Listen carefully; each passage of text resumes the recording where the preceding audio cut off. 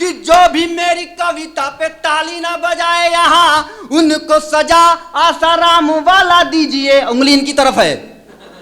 कि जो कर दे बस वाह वाह भर ही तो उनको स्वप्न हनी प्रीत वाला दीजिए। कि जिस हॉस्पिटल में मैं डॉक्टर हूं पत्नी वहां नर्स है और अजीब जुल्म सहना पड़ता है, अपनी पत्नी को सिस्टर कहना पड़ता है। कि खिलखिला रही हो ऐसे क्या गुल खिला के आई हो, समंदर दरिया झील या किसी का घर गिरा के आई हो।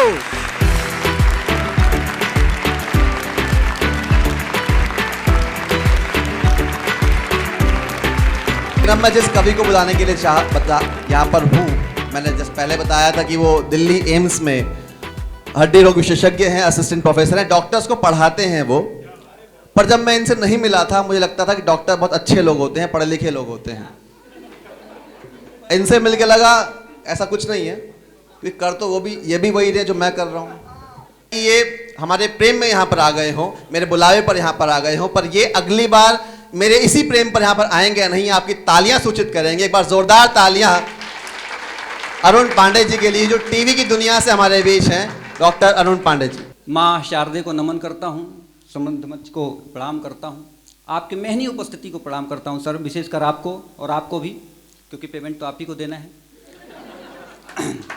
और एक बार मैं चाहता हूँ कि पूरा सदन एक बार ताली बजाए, जिस उत्साह से आप लोग सुन रहे हैं। और इसलिए भी एक बार बजाएं कि आप जैसे ही स्टूडेंट को मैं पढ़ाता भी हूं और गलती से डॉक्टर भी हूं।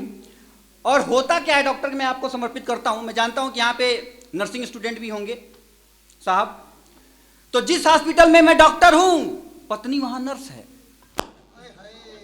एक अपने फ्रेंड का दर्द बता रहा हूं, आइए सर। कि जिस हॉस्पिटल में मैं डॉक्टर हूं पत्नी वहां नर्स है और अजीब जुल्म सहना पड़ता है, अपनी पत्नी को सिस्टर कहना पड़ता है। बहुत बढ़िया भाई, बहुत बढ़िया साहब, बढ़िया से बजाओ तभी अच्छे से सुनाओ। आपके बीच में मात्र 12-13 मिनट के लिए हूं, तो मैं चाहता हूं कि कैसा सुनना चाहते हैं। मैं लिटमस टेस्ट कर रहा था कि प्रथम प्रणाम मां शारदे को करता हूं, द्वितीय प्रणाम मां भारती को चाहिए। कि प्रथम प्रणाम मां शारदे को करता हूं, द्वितीय प्रणाम मां भारती को चाहिए और तृतीय प्रणाम इस जनता जनार्दन को। इसलिए जोरदार तालियां बजाइए, बजाते रहिए। अच्छा, अभी हमारे साथ मोनिका जी पढ़ के आई सर, और आप बहुत खुश हो रहे थे उनको देख देख कर। और ये काम आपके अलावा और क्या क्या करके आई, ये भी बरेली से आ रही हैं काव्य पाठ करके और खिलखिलाते हुए आ रही थी। तो खिलखिला रही हो ऐसे क्या गुल खिला के आई हो। कि खिलखिला रही हो ऐसे क्या गुल खिला के आई हो, समंदर दरिया झील या किसी का घर गिरा के आई हो। ताली रोको, ताली चौथे पंक्ति पे। मतलब सर बहुत इंटेलिजेंट लड़के हैं, मास्टर को ये पढ़ाते हैं कि मास्टर इनको पढ़ाता है। खिलखिला रही हो ऐसे क्या गुल खिला के आई हो, समंदर दरिया या झील या किसी का घर गिरा के आई हो। और खुशबू से तेरे महकना तो ठीक बहकना भी जारी है, खुशबू से तेरे महकना तो दूर बहकना भी जारी है। अरे बदन पे इत्र से के साथ क्या शराब डाल के आई हो। अच्छा, वो पीछे ताऊ जी बैठे हुए हैं, अभी ताऊ जी बाहर मिल गए थे सर। और हाँ, दिशा जी की बात आप लोग सब समझ रहे होंगे। दिशा ने टूल किट किया है कुछ, उस टूल किट पे मैंने क्या लिखा, और अगर लगे कि मैं सही बात बोल रहा हूं तो समर्थन मिले। कि किसान आंदोलन पे राजनीति गरमाई है, किसान आंदोलन पे राजनीति गरमाई है और कईयों को तो अपनी नानी याद आई है। और दिशा के टूलकिट पे ताऊ का बयान आया, कि दिशा के टूलकिट पे ताऊ का बयान आया। अरे बबुनी तो पौवा पी के बहुराई, जिंदाबाद। बबुनी तो पौवा पी के बहुराई है। और ये अच्छा किया विमल ग्रोवर जी ने कि इन्होंने काव्य पाठ जो सस्ती वंदना है मोनिका जी से करवा लिया। अगर मुझसे करवा लेते तो बहुत बड़ा कांड हो जाता था भटनागर साहब। और क्या होता मैं सुनाना चाहता हूं। स्वागत। मैं अगर काव्य पाठ कर देता, सरस्वती वंदना कर देता तो क्या होता। अब ये सोच लो कि मेरे स्टूडेंट कैसे कहते होंगे जब मैं अध्यापक ऐसा हूं तो। देश का भविष्य खतरों में है ही भाई। स्वदेश पढ़ा रहा है, आप पढ़ा रहे हो। भविष्य नहीं, देश का डॉक्टर। कि हे कंठदायिनी माँ, हे वीणावादनी माँ, मैं ही जमू यहाँ कोई और जम पाए ना। ये विमल ने जानता था कि ये मैं पढ़ दूंगा, इसीलिए इन्होंने मोनिका जी से करवा दिया कि हे कंठदायिनी माँ, हे वीणावादनी माँ, मैं ही जमू यहाँ कोई और जम पाए ना। और मुझ पे ये कृपा कर, जुबा शब्द अच्छे धर, मेरा परवाज यहाँ कोई रोक पाए ना। और ऐसा परफॉर्मेंस करा दो ए माता रानी। कैसा परफॉर्मेंस? कि ऐसा परफॉर्मेंस करा दो ए माता रानी, सबकी जुबा पे बस मेरा नाम हो जाए। कि सबकी, ताली रोको, जहां बजानी हो वहीं बजाओ। कि सबकी जुबा पे बस मेरा नाम हो जाए, और बाकी बैठे कवियों को सुन मेरी महारानी, माइक पे आते ही खांसी जुकाम हो जाए। डॉक्टर वाली बना दिया आपने। हाँ देखो, हो भी गई खांसी जुकाम। और वैधानिक चेतावनी के साथ पंक्तियां समर्पित करता हूं। अभी देखो क्या क्या होता है कि जो भी मेरी कविता पे ताली ना बजाए यहां, उनको सजा आसाराम वाला दीजिए। और अब ताली रोक के बताना कि जो भी मेरी कविता पे ताली ना बजाए यहां, उनको सजा आसाराम वाला दीजिए। उंगली इनकी तरफ है। कि जो कर दे बस वाह वाह भर ही, तो उनको स्वप्न हनी प्रीत वाला दीजिए। अच्छा, मैं वही कह रहा था कि सर ये सही में स्टूडेंट ही हैं ये। अच्छा, एक मरीज मेरे पास आ गया, मैंने उसको चेक किया। चेक करने के बाद मैंने बोला कि तुम्हें पकड़ी एक लाइलाज बीमारी है। वो बोला डॉक्टर साहब धीरे बोलो, वो बीमारी इधर ही आ रही है। तो पत्नी के साथ कुछ भी हो सकता है साहब। मैं तेवर बदलने की कोशिश करता हूं। मैं कुछ पंक्तियां समर्पित करना चाहता हूं कि अगर किसी इंस्टीट्यूट में आप काव्य पाठ करते हो, मैडम आपको प्रणाम करता हूं, आप बहुत अच्छा लिपस्टिक लगाइए, आपको प्रणाम करता हूं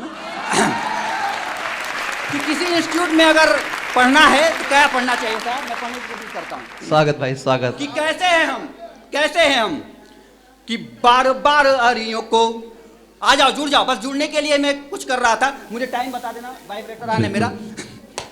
सुनना, युवाओं के बीच में पढ़ रहा हूं, आपकी जिम्मेदारी है। और मैं जानना चाहता हूं कि भटनागर साहब का इंस्टीट्यूट कैसा सुनना चाहता है अरुण पांडे को।